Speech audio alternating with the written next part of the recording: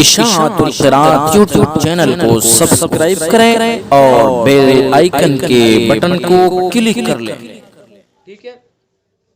अच्छा, आगे का जो सबक है सिफ़ात मुमय्यज़ा का बयान है।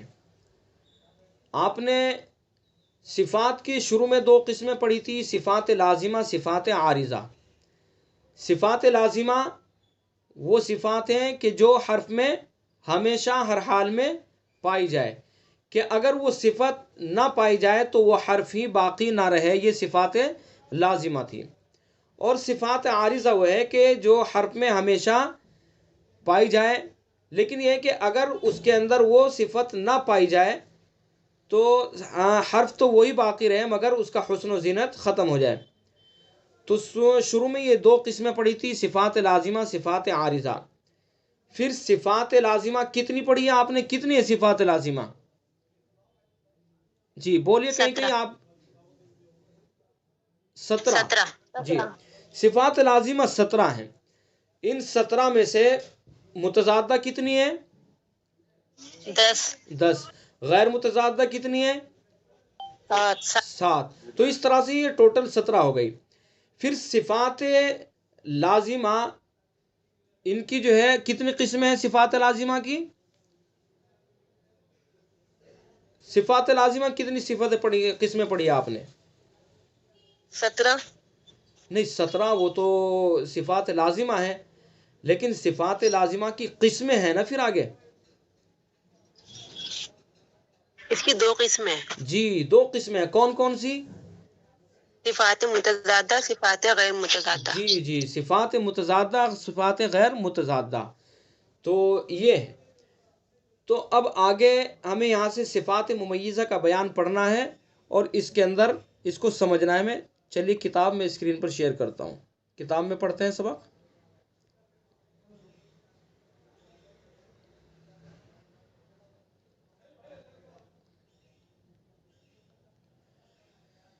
ये देखिए सिफ़ात मुमय्यज़ा का बयान। सिफ़ात लाजिमा की अव्वल दो किस्में हैं जो अभी आपने बताई। नंबर 1 मुतज़ादा, नंबर 2 गैर मुतज़ादा। ठीक है, यहाँ तक बात क्लियर हो चुकी है, ये आप पढ़ चुके हैं। सिफ़ात लाजिमा 17 हैं। सिर्फ सिफ़ात लाजिमा की दो किस्में, मुतज़ादा, गैर मुतज़ादा। अच्छा, फिर सिफ़ात लाजिमा मुतज़ादा हो या गैर मुतज़ादा, दोनों की दो किस्में हैं। सिफ़ात लाजिमा चाहे तो मुतज़ादा हो चाहे गैर मुतज़ादा हो, दोनों की दो किस्में हैं। नंबर 1 सिफ़ात मुमय्यज़ा, नंबर 2 सिफ़ात मुश्तरिका। ये दो किस्में हुई सिफ़ात लाजिमा की। सिफ़ात लाजिमा मुतज़ादा या गैर मुतज़ादा। हम यूँ भी कह सकते हैं कि सिफ़ात लाजिमा मुतज़ादा की दो किस्में हैं, और यूँ भी कह सकते हैं कि सिफ़ात लाजिमा गैर मुतज़ादा की दो किस्में हैं। दोनों की दो किस्में हैं, चाहे सिफ़ात लाजिमा मुतज़ादा हो या गैर मुतज़ादा। ठीक है, पहली किस्म है सिफ़ात मुमय्यज़ा, दूसरी किस्म है सिफ़ात मुश्तरिका। सिफ़ात मुमय्यज़ा के माना जुदा करने वाली सिफ़ात। ठीक है, ये सिफ़ात मुमय्यज़ा के माना है। सिफ़ात मुमय्यज़ा के माना जुदा करने वाली सिफ़ात, यानी ऐसी सिफ़ात जो हर्फ को जुदा करें, मखरज को जुदा करें। सिफ़ात मुमय्यज़ा वो सिफ़ातें जिनके ज़रिए एक मखरज के 2 या 3 हरफों का अलग अलग और जुदा होना मालूम हो। अभी आपने मखारिज पढ़े, कुल हरूफ 29 हैं और मखारिज 17 हैं। ठीक है, 17 इसलिए हैं कि बाज़ हरूफ ऐसे हैं कि उनके मखरज एक एक हैं, जैसे ता, दाल, ता, तीनों का मखरज एक है। सा, जाल, ज़ा, तीनों का मखरज एक है। जा, सीन, साद, तीनों का मखरज एक है। तो ये जो एक मखरज वाले हरूफ हैं, हमें इनका मखरज तो मालूम हुआ कि इनका मखरज ये है। अब इनके अंदर फ़र्क कैसे करना है, ये सिफ़ात मुमय्यज़ा से इनके अंदर फ़र्क पैदा किया जाएगा। तो वो यहाँ पर बतलाया गया है कि वो सिफ़ात मुमय्यज़ा वो सिफ़ात है जिनके ज़रिए एक मखरज के 2 या 3 हरफों का अलग अलग और जुदा होना मालूम हो। ठीक है, ये तो सिफ़ात मुमय्यज़ा का काम है। और सिफ़ात मुश्तरिका वो सिफ़ातें जो एक मखरज के तमाम हरफों में पाई जाएं। एक मखरज के तमाम हरफों में जो पाई जाएगी वो मुश्तरिका हो गई। जैसे हमज़ा हा दोनों का मखरज एक है। अक्साए हल्क यानी आखिरी सीने की तरफ वाला हिस्सा, हमज़ा का भी मखरज वही है और हा का भी मखरज वही है। तो हमज़ा हा में इस्तिफ़ाल, इन्फिताह, इस्मात ये मुश्तरक है, यानी हमज़ा में भी इस्तिफ़ाल, इन्फिताह, इस्मात पाई जा रही है और हा में भी इस्तिफ़ाल, इन्फिताह, इस्मात पाई जा रही है। तो दोनों हरफों के अंदर ये तीन सिफ़ात मुश्तरिका हैं, तो इसलिए ये मुश्तरिका है। ठीक है। अब जैसे हमज़ा के अंदर इस्तिफ़ाल, हा के अंदर भी इस्तिफ़ाल है, और इसी तरह से हमज़ा के अंदर इन्फिताह, हा के अंदर भी इन्फिताह, और हमज़ा के अंदर इस्मात, हा के अंदर भी इस्मात। तो ये मुश्तरक है। वो यहाँ पर बतलाया गया कि सिफ़ात मुश्तरिका वो सिफ़ात हैं जो एक मखरज के तमाम हरफों में पाई जाए। जैसे मिसाल दे दी। और इसी तरह से ता, दाल, ता में शिद्दत और इस्मात, ता, ये ता, दाल, ता तीनों का मखरज एक है। ज़बान की नोक, सना, उलिया की जड़, तो ये तीनों हरूफ शिद्दत और इस्मात में मुश्तरक है, यानी शिद्दत और इस्मात तीनों हरूफ के अंदर पाई जा रही है। तो तीनों हरूफ के अंदर शिद्दत और इस्मात पाई जा रही है, तो इसलिए इसके अंदर ये सिफ़ात ये मुश्तरिका है। तो ये है सिफ़ात मुश्तरिका। सिफ़ात मुमय्यज़ा वो सिफ़ात है जिनके ज़रिए एक मखरज या एक मखरज के दो या तीन हरफों का अलग अलग और जुदा होना मालूम हो। और सिफ़ात मुश्तरिका वो सिफ़ात हैं जो एक मखरज के तमाम हरफों में पाई जाए। जैसे हमज़ा हा में इस्तिफ़ाल, इन्फिताह, इस्मात, और ता, दाल, ता में शिद्दत और इस्मात वगैरह। तो हम देख सकते हैं यहाँ तो मिसाल दे करके बतलाया गया है कि जो हर्फ हैं और उनका मखरज एक है, तो उनके अंदर जो सिफ़ात मुश्तरिका होंगी तो वो सिफ़ात मुश्तरिका होगी। ठीक है। सिफ़ात मुमय्यज़ा का फ़ायदा। अब ये फ़ायदा समझ लें कि सिफ़ात मुमय्यज़ा का फ़ायदा क्या है। तुमने सिफ़ात के 3 फ़ायदे याद कर लिए हैं। इससे पहले सिफ़ात के फ़ायदे पढ़े आपने। तुमने सिफ़ात के 3 फ़ायदे याद कर लिए हैं, जिनमें पहला फ़ायदा एक मखरज वाले हरफों में जुदाई पैदा करना। ये पहला फ़ायदा पढ़ाया आपने, एक मखरज वाले हरफों में जुदाई पैदा करना सिफ़ात मुमय्यज़ा ही का काम है। यानी एक मखरज वाले हरफों की आवाज़ों में फ़र्क सिफ़ात मुमय्यज़ा ही की वजह से होता है। ठीक है। अगर सिफ़ात मुमय्यज़ा ना होती तो हरफों की आवाज़ें सुनने में एक जैसी हो जाती। अगर सिफ़ात मुमय्यज़ा ना होती तो हरफों की आवाज़ें एक जैसी हो जाती, उनमें फ़र्क ही पैदा ना होता। जैसा कि चौपाओं की आवाज़ें कि उनमें किसी हर्फ का पता नहीं चलता। चौपाए जो हैं, जैसे गाय है, बैल है, भैंस है, ऊँट है, ये सब चौपाए हैं। 4 पाँव वाले ये चौपाए कहलाते हैं। तो ये जो बोलते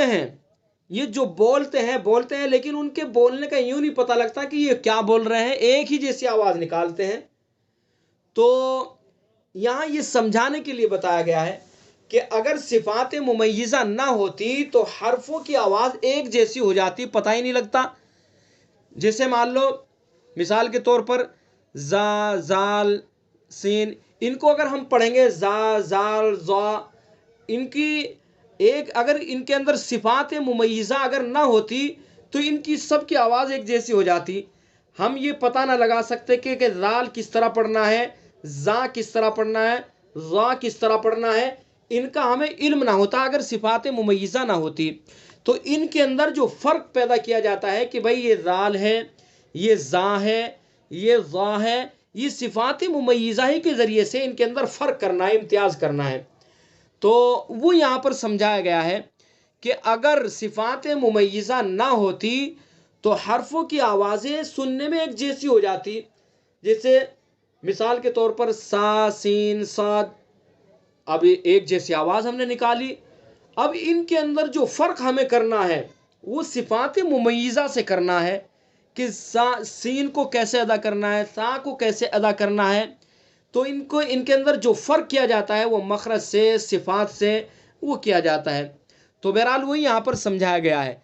सिफ़ात मुमय्यज़ा का फ़ायदा, तुमने सिफ़ात के 3 फ़ायदे याद कर लिए हैं, जिनमें से पहला फ़ायदा एक मखरज वाले हरफों में जुदाई पैदा करना सिफ़ात मुमय्यज़ा ही का काम है, यानी एक मखरज वाले हरफों की आवाज़ों में फ़र्क सिफ़ात मुमय्यज़ा ही की वजह से होता है। अगर सिफ़ात मुमय्यज़ा ना होती तो हरफों की आवाज़ें सुनने में एक जैसी हो जाती, जैसा कि चौपायों की आवाज़ें कि उनमें किसी हर्फ का पता ही नहीं चलता। ठीक है। अच्छा, एक हर्फ दूसरे हर्फ से 4 तरीक़ों से मुमताज़ और जुदा होता है। एक हर्फ दूसरे हर्फ से 4 तरीक़ों से मुमताज़ और जुदा होता है।